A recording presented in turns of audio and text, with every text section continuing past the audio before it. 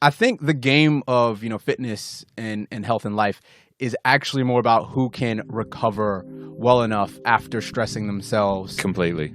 to then come back, at 100, 101%, and then do it again, and then do it again. Yep. And it's actually a game of recovery, rather than being, 50% because you demolish yourself from, either working too late or smashing yourself from training or racing too much, and then not being able to recover and not being able to do the workout to its fullest potential or to its extent. The workout, like, performing and actually executing the intervals you need to. If you need to do 10 intervals at 3 minutes, 100%. if you only get to 6 because your legs are tired from the workout from 3 days ago, then you're not going to get anything out of that workout. Absolutely. So recovery is key. Yeah, 100%. What is up? I'm Daren, your co-host of Master of Some, a podcast about health and fitness served up as a metaphor for life. If this is your first time listening or you haven't already, please hit the subscribe or follow button or whatever you use to listen to us. Make sure that you get alerts when a new episode comes out. We're on Spotify, Apple Podcasts, Stitcher, and Acast, and a few others. Also, please rate us on whatever app you use and leave a comment. Second to last, if you like any of the music that you hear, you can add it to your device playlist by going to masterofsomepod.com/music and share that out to all your friends. Lastly, send this podcast or your favorite episode to someone that you think would get some value out of this, as the more people that hear about us, the doper stuff we can do to then help other people, and then the cycle continues forever. Please note, there is a language warning as we sometimes cuss/curse, and I'd hate to put you in an awkward moment if we slip up and use some adult bad words.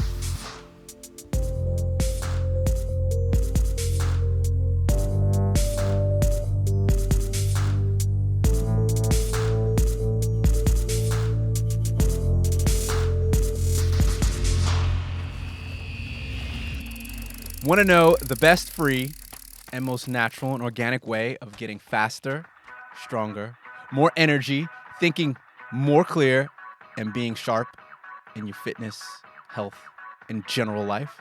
Will it make me more handsome? Probably. Actually, it will. It's actually the title of the podcast, which is, I think we're going to title it Recovery. I don't know. I reckon we get through the episode and then we think of the title at the end. It'll all emerge from the episode. Okay. But this is, getting proper sleep and resting well and recovering right. That's the way to all of those things, basically living a better life. And this episode is all about finding your recovery blind spots. That's what it could possibly be called. That's a pretty good clickbaity headline. Yeah. And I think that's a really appropriate title, and I think that's that's some unique value we can bring to this topic, because what we're not going to do is we're not going to rehash and rebleat all of this. We'll mention some studies and we'll mention some data points and all the rest of it, but there's plenty of podcasts with informed people, plenty of articles that break down the consequences of not recovering, not getting enough sleep, and the benefits of doing the opposite. And we're not sleep experts either. Just, well, I don't know. I consider myself a sleep expert. I've done my 10,000 hours. I think I've slept for, you know what I'm saying? Like, that's pretty good. That's very good. That's very good. You're turning it on for the microphone and the cameras. Yeah, absolutely. Yeah, absolutely. I like that. Yeah. So with this, we're talking about sleep, rest, and recovery because we think it's essential for a healthy and balanced life. It's that whole meta thing. We know a lot of people have talked about this before, but we're going to try to put our own little slant on this and talk more of the recovery benefits with your training and, again, with your life. This will start out with 3 anecdotal personal stories of where I came from and what I've learned over the past 37 years of living and figuring out my own sleep patterns that hopefully could work for someone listening or stumbling upon this podcast. And maybe that person can then go, oh, well, I kind of relate to that, and I could take something from that. So we'd love to hear your own stories, failures, and successes, and let us know if something we said worked or didn't work. After that, after each story, Phil will then explain some of my stories via data, studies, and his own personal experience.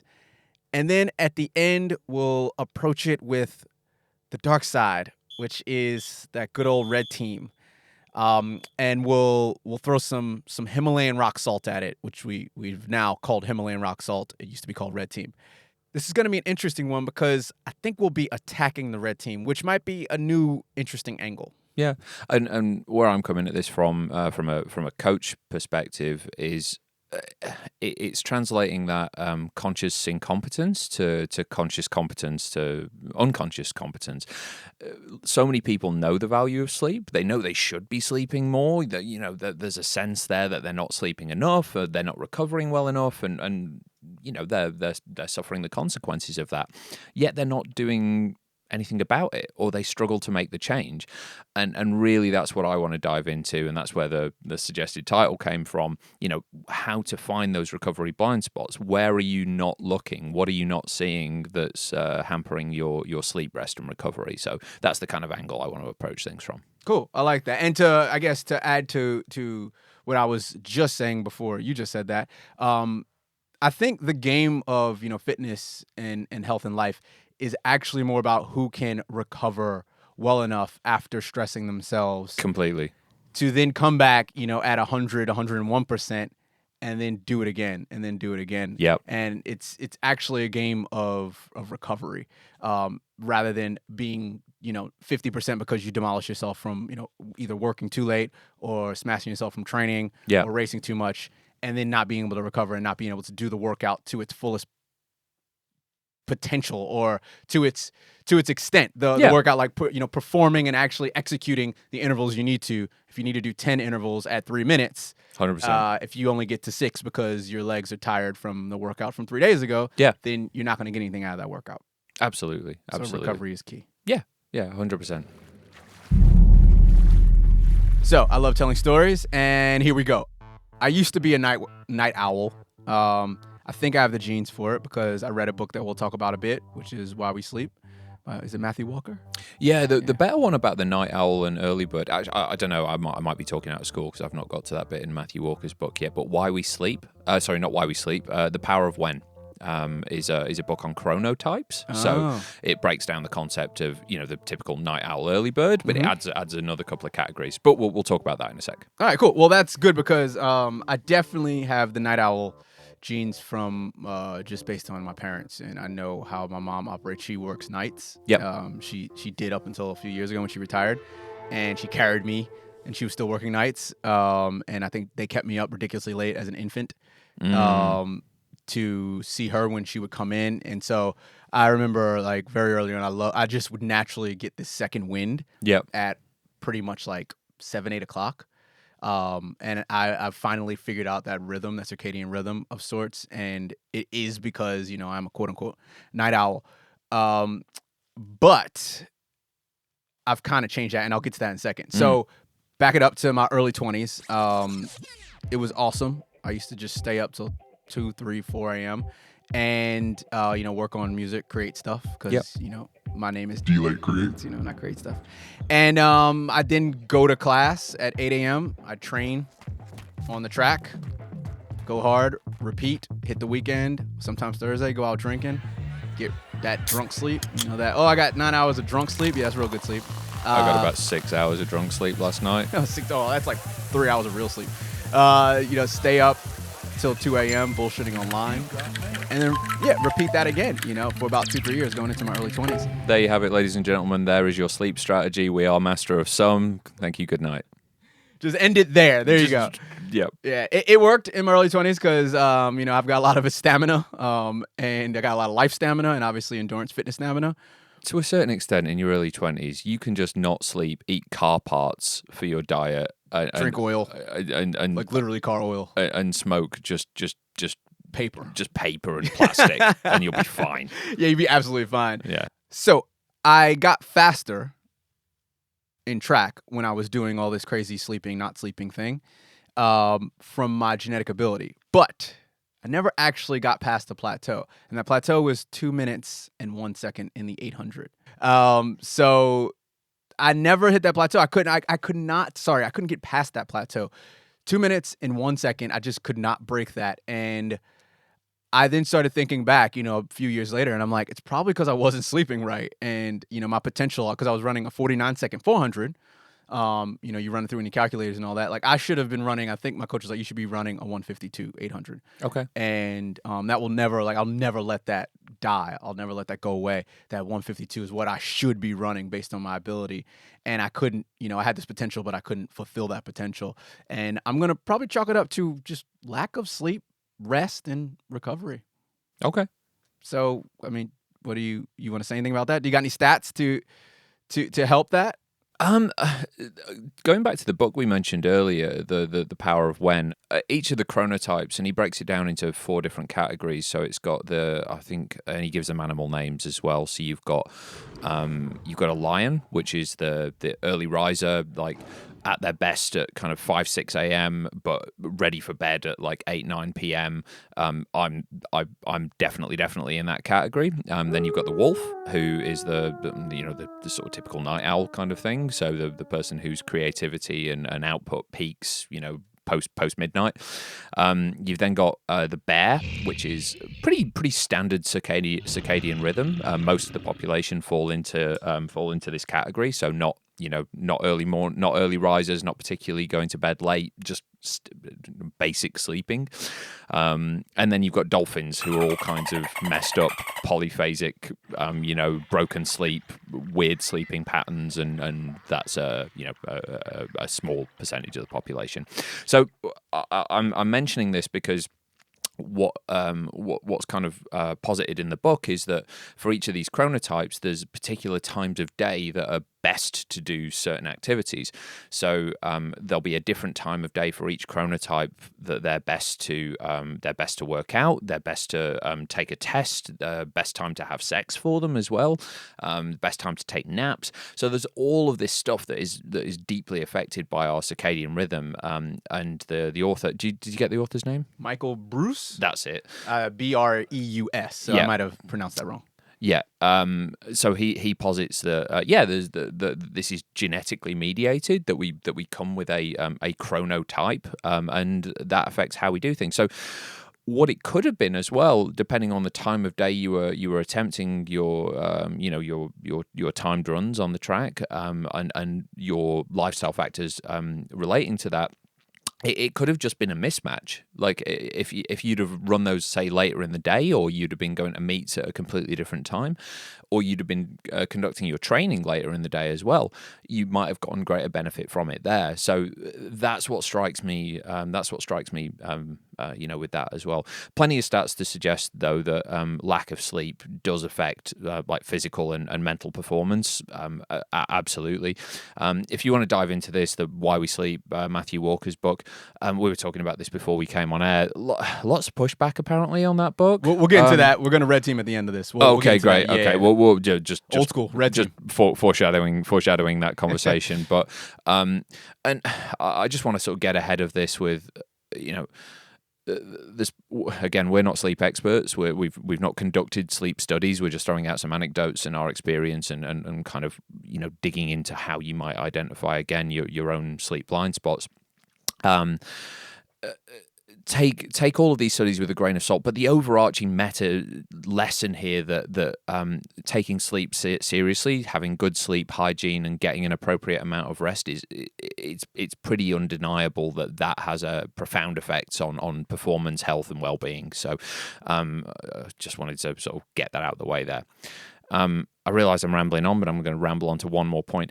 No, if you're in a situation, dear listener, like Daren, then maybe experiment with that time of day training as well. So, even if you change nothing about your actual sleep, maybe switch up when you're doing your workouts, when you're scheduling in your hard workouts or your time trials, and see if that has an effect on your performance, because it could just be the time of day that you're trying to do stuff. So fast forward to my mid to late 20s. I got deeper into running and endurance sports. Now got into cycling, and I think I even tried to do a duathlon before I turned 30. And I was like, okay, I like this long distance stuff. I was going to say, by long distance, you're running more than 800 meters now, right? Okay, cool. Yes, finally. Yeah. And I stepped up to a half marathon.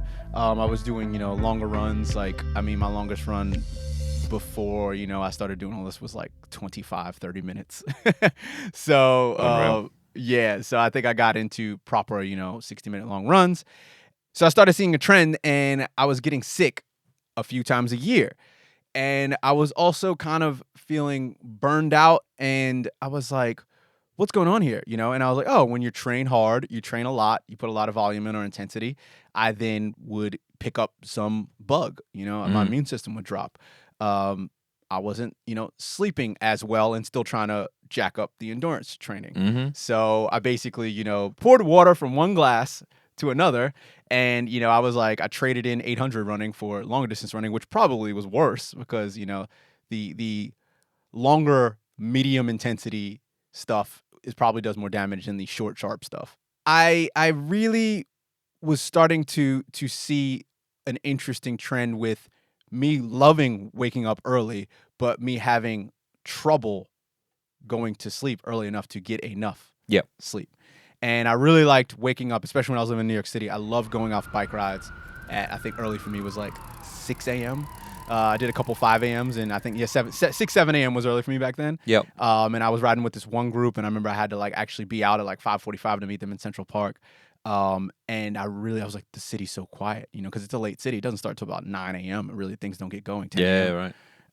And I remember just having this internal struggle of going, but I'm DJing late, and I'm working on music late. I'm out networking, doing my quote unquote job, my career. Yeah. But I want to wake up early and go for these runs, when the sun's rising, Sure. and all this stuff. So I don't know. I mean, it's not really a story. It's more of just a transition into me starting to take sleep more seriously, and really go where's the optimal sleep?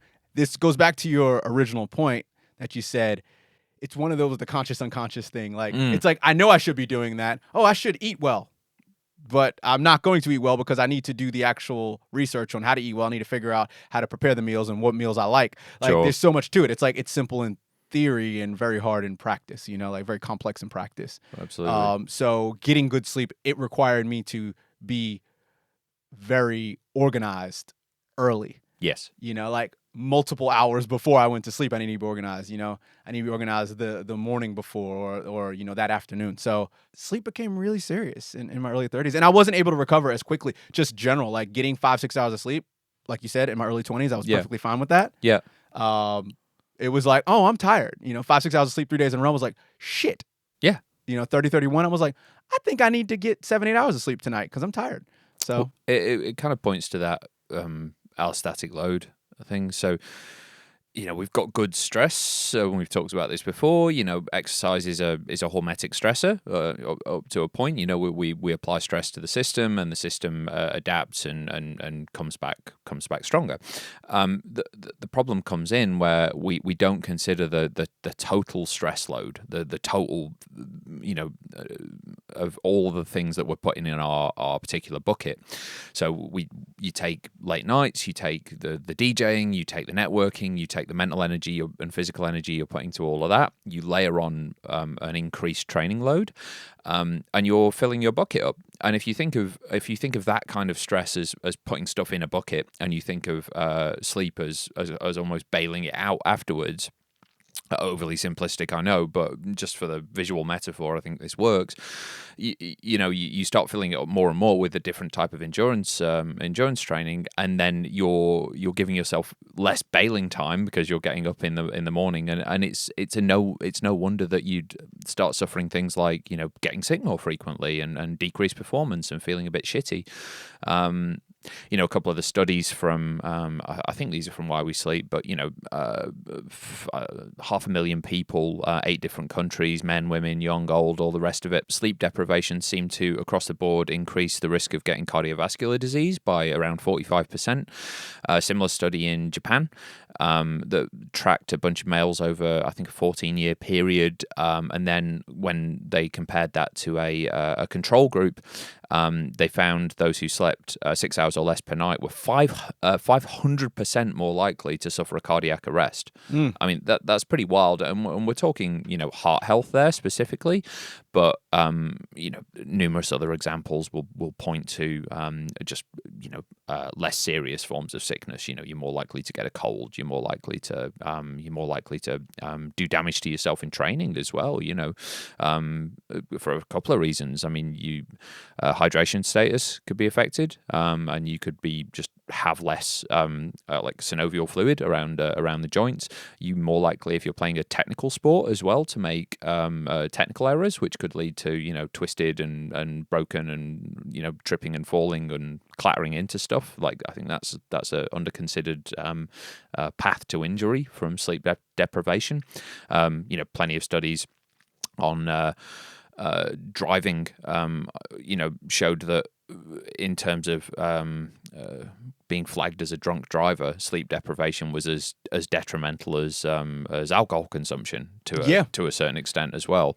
Yeah, I'm seeing sorry to jump in. There was the That's 6 all right. hours. Where's that at? So, oh no, it was a group of people. They got drunk, and then there was they had people that drank a few drinks, and then there was people that didn't get sleep 48 hours, and those people that, or even less than 48 hours, I think it was 36 or something. Yeah, 4 hours, and they were performing the test at the same exact level. I'm sorry, this is the James Clear article. Oh, okay. Which we'll link. But yeah, they performed the same cognitive level as someone that had like 3 or 4 drinks or something. Yeah. Yeah. Once again, if you need, I say this to be, most of the time, more information about something being good or bad for us is not what we need to make the change happen in our lives. People who are looking to stop smoking don't need further convincing that cigarettes are bad for them.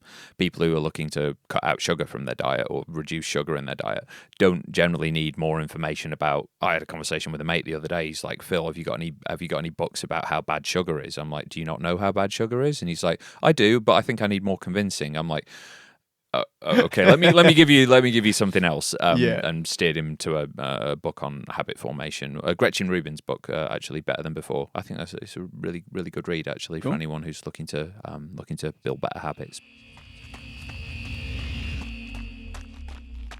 So we're at present day now in my story, and you look tired. I've been not sleeping for the last 15 years, 20 years. No, I actually cracked the code about 2-3 years ago, and my partner, she goes to sleep early. I think she's what is she? She's an elephant? No, she's a lion. Oh my God. I'm going to text Nadia after this. No, you will not believe. She is not an elephant or a lion. Daren called you an elephant in the podcast. She goes to sleep very early, and she likes waking up early naturally. Yep. And that was a bit like, oh wow, she was going to sleep 2-3 hours before me when we first moved in. Yep. And I've slowly started kind of like sucking into her, because once she woke up, I would be up. She'd be stirring in an apartment, and I'd be like, damn it. So I was like, I need to get what I've worked out. I need to get 7 hours of sleep. And I know that because I got some proper sleep analytics studies done. I got the whole thing connected to my brain and all my senses and all that. And they did a whole thing. I went to a sleep center. I did that for snoring, which was interesting, but I got all my sleep data, which was cool. And I found out that my sleep cycle, the whole 90 minutes, is actually about 85 minutes. So most people, there's a 90 and you need about 5. Yep. 5 of those cycles. Yep. It's the REM, deep, kind of coming back up and then back down. Mm-hmm. And at 85, that actually works out to be just about 7 hours. So it makes sense that I am fully fresh at 7 hours. Yeah.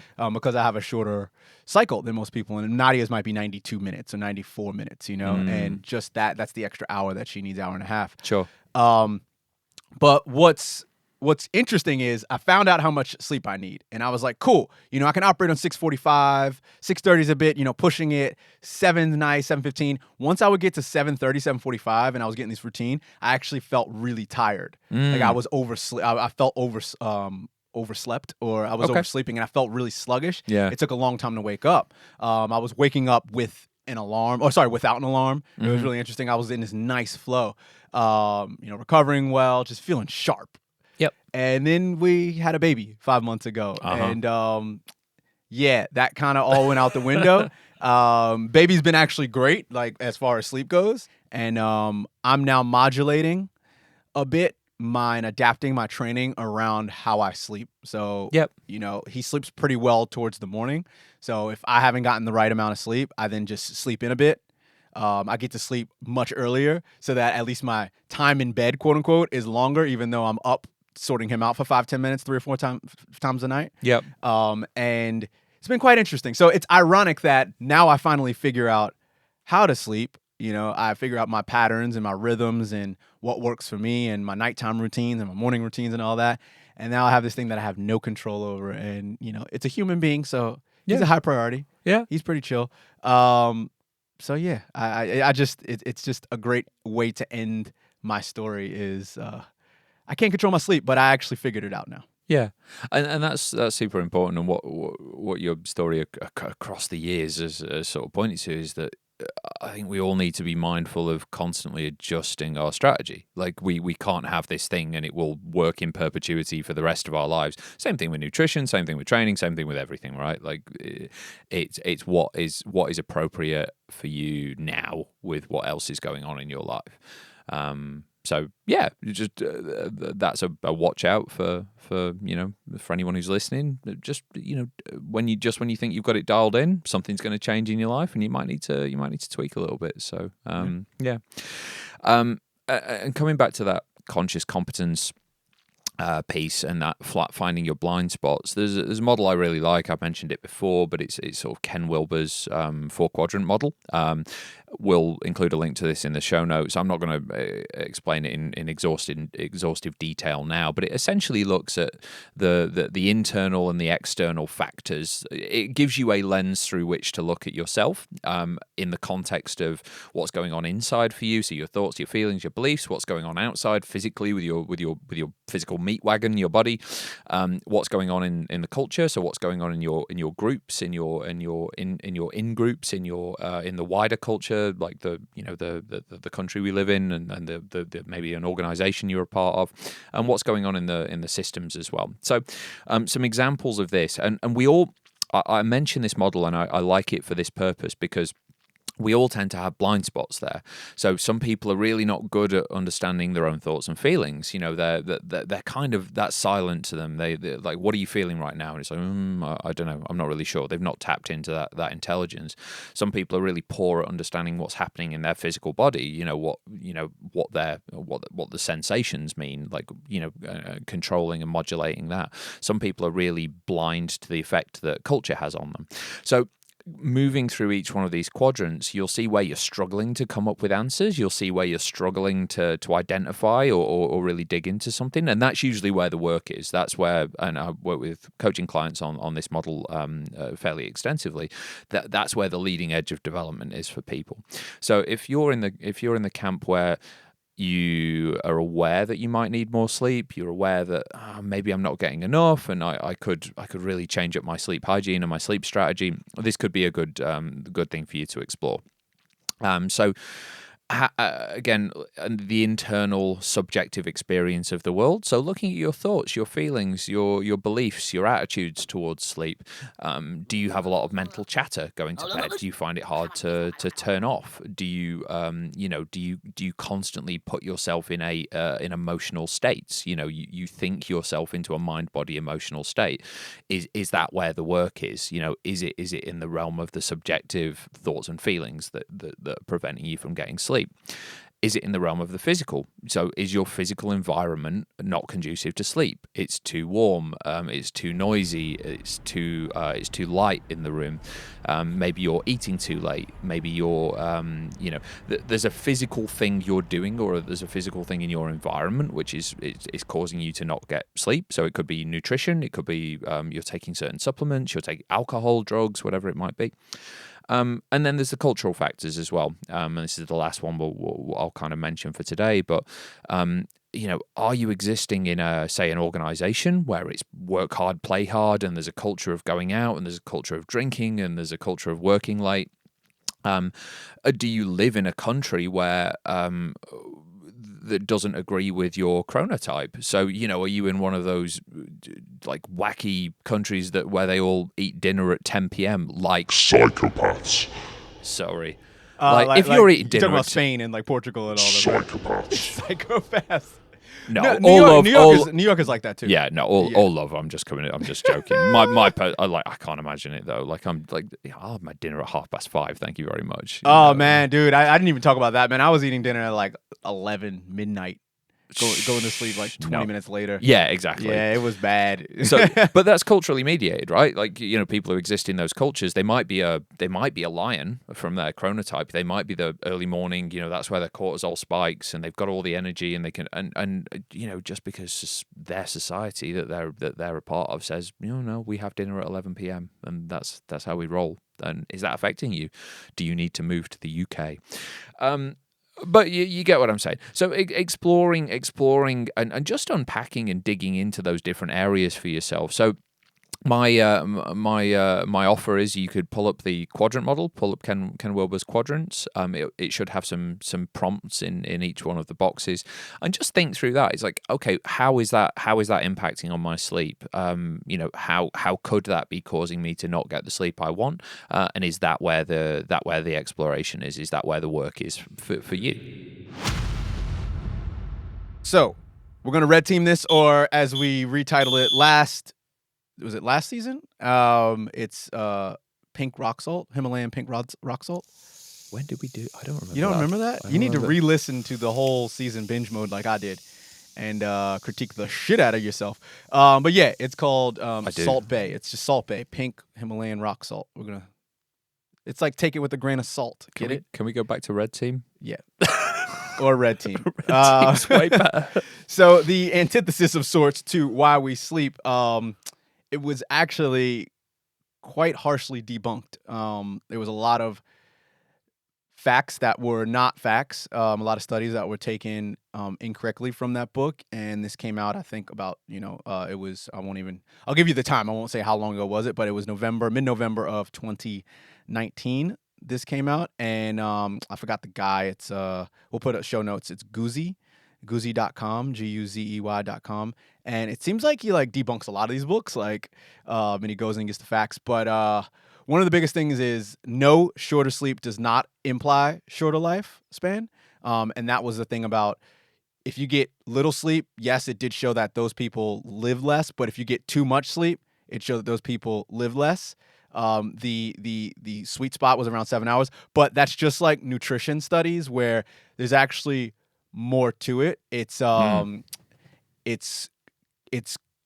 causation rather than correlation.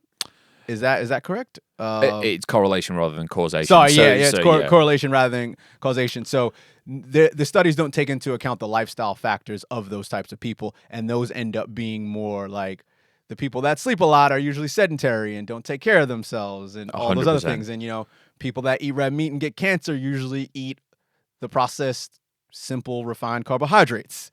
And, with the red meat. meat. And the study is not done on people eating grass-fed bison and organic vegetables and drinking kombucha with their dinner and then getting a good night's sleep. Like, those aren't the folk in the study. Exactly. For the most part. Yeah. And Mark Manson actually kind of gave me the heads up in his newsletter. It's called Motherfucking Monday. It's so good. So Mark Manson privied me to that actual kind of debunking of the book. And what's interesting was because Mark Manson actually recommended the book a few months before and said, hey, everyone needs to read Why You Sleep. I was a terrible sleeper. I thought I could run off 5-6 hours of sleep and caffeine and I was fine. I read the book, scared the shit out of me. And then he went back and said, okay, a lot of this shit was actually not a lot, but there's a couple points that he said that actually weren't true, or he skewed the studies. Sure. And he's like, fair enough. And he said, you know what? And he actually kind of defended. He's like, this nonfiction shit is kind of hard, especially when you're not writing about things that there's a lot of studies about. So you end up having to pretty much kind of come up with theories out of your ass or connect studies together. And this guy, though, he is a doctor and he's a sleep doctor. So I'm not going to, is it Matthew Walker? Matthew Walker. Yeah, I'm not going to shit on him because I think it actually is a very well-written book. And there's a couple of things that I found from the book that, while this is red team, there's still value in what he wrote. And I went to the internet for that to actually help me out. So Mark Manson said, does the critique negate everything in the book? No, there's actually still a ton of great info in it. And here's the funny thing. I'm sleeping better and feeling better than any other time in my life. And much of that is due to reading this book that is full of quote unquote bad research. So the question is a bullshit book that helps you still bullshit. I don't know. All I know is get probably a bit more sleep, make it a priority, and also don't obsess about it because obsession is bad. So that's one thing. Another guy that I found on Hacker News, TOMTE, gonna give him full credit. Hacker News looks like Reddit. He said, I'm gonna just paraphrase, that's interesting. When reading the book, my takeaways weren't really about cancer risk. They were actually what REM is and NERME, light and deep NERME sleep is for. Some fascinating studies about lucid dreaming, effects of looks like caffeine and sleep medication, or coffee and sleep medication, sleep hygiene tips, and he said a whole bunch of other stuff. So like I actually really like it because I'm learning about sleep. So the book is actually titled Why We Sleep. And while there was a lot of, health scary shit in it, like you need to sleep more or you'll die in the beginning, in that first, 15, 20 pages to really get you sucked in. I do feel like I was like, oh, there's actually a rhythm to sleep. And I learned all about the circadian rhythm, like, and how that works, and how it's 24 hours and 15 minutes is your circadian rhythm. And you have to get that reset by the sun. Yeah. Like, fuck. And there's actually flowers and stuff, and other animals, they all have circadian rhythms. Like, and the sun resets them. Mm-hmm. So that's just fucking cool. I'm interested and curious about that stuff. So yeah, I don't know. That's what I'm going to take out of it. Sure, absolutely. I red team my own red team. I like how you did that. I like it when you red team the red team. The red team. But yeah, I mean, look, once again, I think I've said it twice on this episode already, but I'm not a sleep specialist or a doctor, and I'm in no position to debunk or validate anything in that book, or debunk or validate the debunking and the validation of the book by these other people. We're doing that thing. We're doing that thing that starts with an M and ends with an A, and rhymes with beta. Oh, meta. We're doing that. Oh, yeah. Shit. No, it's all good. But what I'm I like it though. I'm just what I'm saying is the overall body of evidence, I think, is there for more and better, for the right amount of good quality sleep, and I don't think that's in particularly hot dispute. If it is true that Matthew Walker did kind of misrepresent or embellish some stuff in the book, there is a real potential for damage there, and I get why you try and do it to some extent.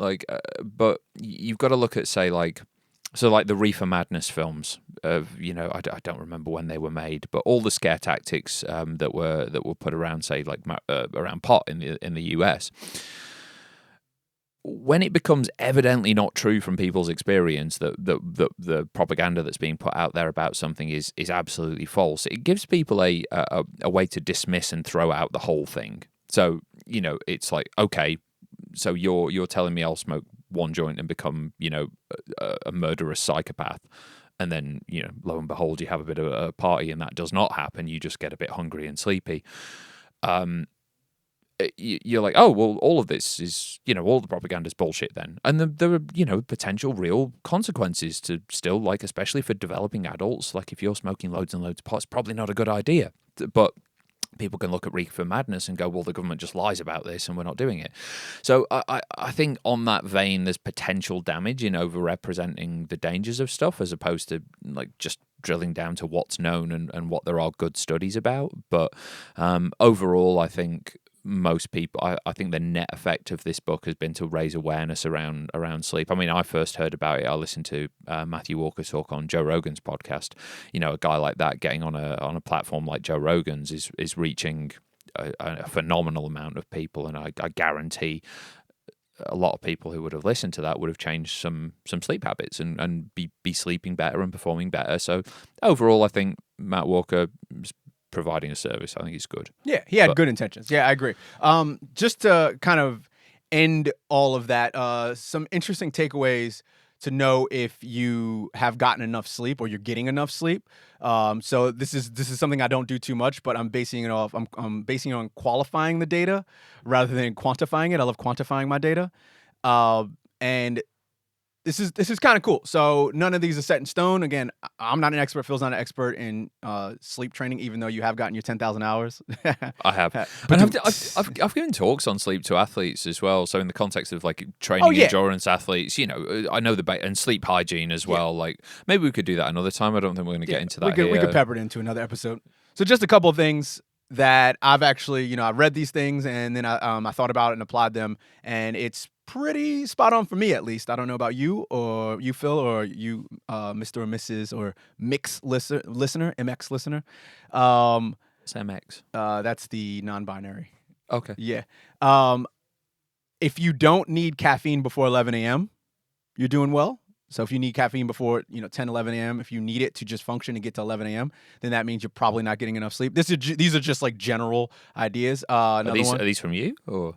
No, this is from what I read. Oh, okay. Yeah. Sorry. I missed that. Waking up with so I wrote it in how the notes are. I wrote it in my POV, Okay. my point of view. When I wake up with no alarm clock. It's more of a habit and routine. And after about 10 to 14 days of the same bedtime and wake up time, I start doing that. That's another sign that you're sleeping well. I personally, this is a personal one. This is not a study. I don't life bonk. I call it life bonking around 3 p.m. That whenever I get like 5.5, 6 hours of sleep, I decide to go training hard that day or something. 3 p.m. hits and I'm like, oh my God. And I know that I probably should have gotten a bit more sleep. Yeah. So that's my kind of barometer. And if I'm not bonking, then I know I'm sleeping well, and I'm recovering well. And kind of also, if I'm rested and recovered, this is a me thing because I know I'm a night owl. It takes me forever to wake up. Whereas, like, I think my partner, she just bounces up when she wakes up. Yeah. And she's like, yay! And no matter if I got 7 hours of sleep, 9 hours of sleep, perfect amount of sleep, I'm always like, I'm dead. And it takes me like 10, 15, 20 minutes sometimes to wake up. And at first I thought it was because I wasn't getting enough sleep. And then I do this thing in the morning where I do this series of kind of yoga-like, it's like these slow push-ups and holds and whatnot and these really slow stretching things. Yeah. And I do, my morning routine, which is journaling and reading and meditating. Yep. Then I go to the bathroom, brush my teeth. And basically within that 10 to 20 minute span, I feel myself waking up. And by that 20 minutes, I'm like, yeah, let me crush this workout. Yeah. Like I'm ready to go. Yeah. And if by that 20 minutes, if not 25, 30 minutes, I don't feel good, I know I haven't gotten enough sleep. So that's a personal thing. Yeah. Because I don't wake up like chipper. Like, and it just takes me forever. Like I'm like, a bear coming out of a cave. I think that's the chronotype thing again, because it sounds like I'm more similar to Nadia. Like Kat makes fun of me for it as well. Like I'll wake up and I'll just be like, bing, like ready to go. Whereas Kat sounds more like you. She's like, get out. Yeah. Yeah. And that's it. As always, we really appreciate you taking the time to listen to us ramble about shit that we think you could find of interest and that we find of interest and hopefully help everyone out there. Again, please subscribe, rate, comment, and share on whatever you use to listen to us. If you have any questions or concerns or even suggestions for episodes, or hell, if you want to be on the show, hit us up on the socials, Twitter, Instagram, Facebook, or talk some shit at masterofsomepod.com. Again, if you like any of the music that you heard this episode, please feel free to add it to whatever device on whatever platform you use, Spotify, Apple Music, or SoundCloud. Just go to masterofsomepod.com/music and share with all the folks that you think would like it. Don't worry if you didn't get that. There's a link in the show notes. Thank you so much. Peace.